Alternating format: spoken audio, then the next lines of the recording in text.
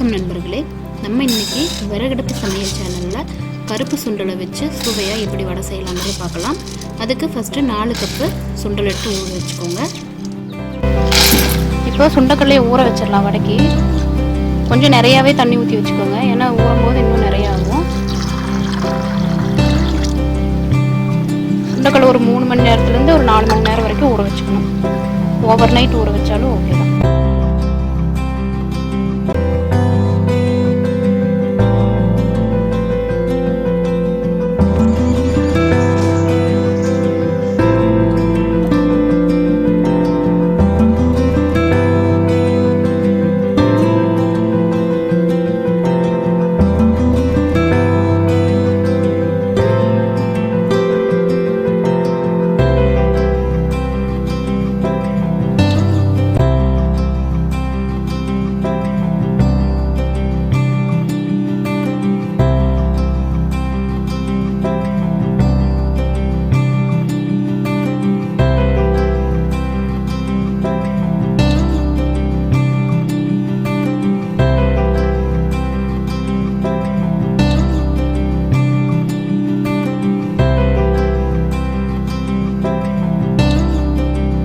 இப்போ நம்ம அடுப்பு பற்ற வச்சு எண்ணெய் ஊற்றி வச்சாச்சு.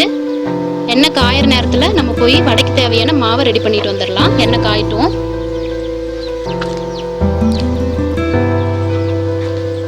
அப்போ மிக்ஸி ஜாரில் ஊற வச்ச சுண்டலை போட்டுக்கலாம். இதுக்கு தண்ணி எதுவும் ஊற்ற தேவையில்லை, அப்படியே அரைச்சிக்கலாம். தண்ணி ஊற்றுனீங்கன்னா எண்ணெய் ரொம்ப இதாயிரும், வடை ரொம்ப எண்ணெய் பிடிச்சிரும். அதனால தண்ணியே ஊற்றாமல் அரைச்சி கொண்டு வந்துடுங்க. தேவையான அளவு உப்பு போட்டுக்கோங்க.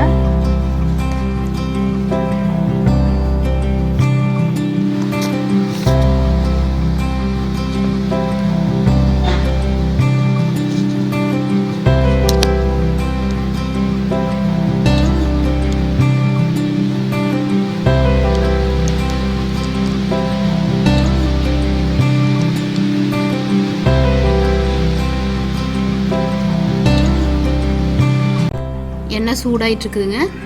இப்போ நம்ம சுண்டலை அரைச்சிட்டு வந்தாச்சு. இந்த மாதிரி ரொம்ப நைஸாக அரைக்க வேண்டாம், ஓரளவுக்கு தருன்னு அரைச்சிக்கோங்க. இப்போ அதில் பெரிய வெங்காயம் 4 சேர்த்திக்கலாம். நாங்கள் பொடிசா நறுக்கி சேர்த்திருக்கிறோம். அது கூட 1 டேபிள் ஸ்பூன் அளவுக்கு சோம்பு, பட்டை, ஒரு மீடியம் சைஸ் பட்டையை பொடி பண்ணி போட்டிருக்கிறோம். ஒரு 8 பச்சை மிளகாய் பொடியை நறுக்கி போட்டிருக்கிறோங்க. இப்போ வந்து ஒரு மீடியம் சைஸு இஞ்சியை இந்த மாதிரி பொடி பண்ணி போட்டுக்கோங்க. கடைசியாக நம்ம கருவேப்பிலை கொஞ்சம், கொத்தமல்லி தழை கொஞ்சம் தூவி நல்லா இதையே கலந்து விட்டுக்கலாம். நல்லா பிணைஞ்சுக்கோங்க.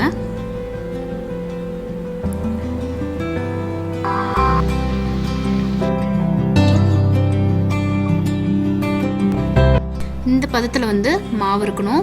பாருங்கள், இப்போ நல்லா எண்ணெய் சூடாயிருச்சு. எண்ணெய் வந்து ஒரு அளவான சூட்டில் இருந்தால் போதும். ரொம்ப சூடாக இருந்துச்சுன்னா வடை வந்து போட்டதுமே கரிஞ்சிரும், ஆனால் உள்ளுக்குள்ளே வேகாமல் இருக்கும். பாருங்கள், இந்த மாதிரி மாவு எடுத்து சின்ன சின்ன உருண்டையாக புளிச்சு வச்சுக்கோங்க.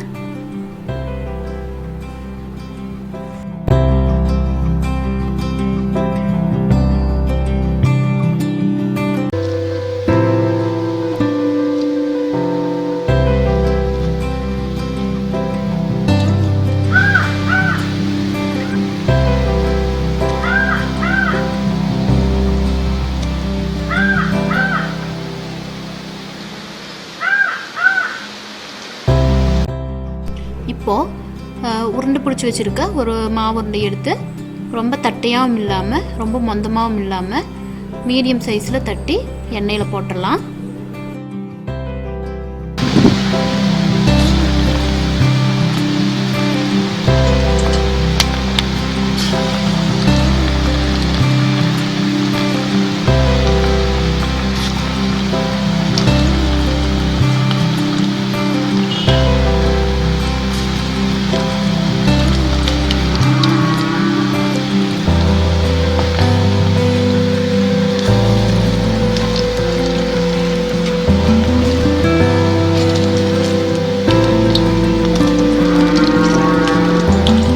வடைகளை தட்டி போட்டுட்டு அப்பப்போ 2 சைடும் வேகிற மாதிரி இந்த மாதிரி திருப்பி திருப்பி விட்டுக்கோங்க, இல்லைன்னா ஒரு சைடு மட்டும் கரைஞ்சிரும்.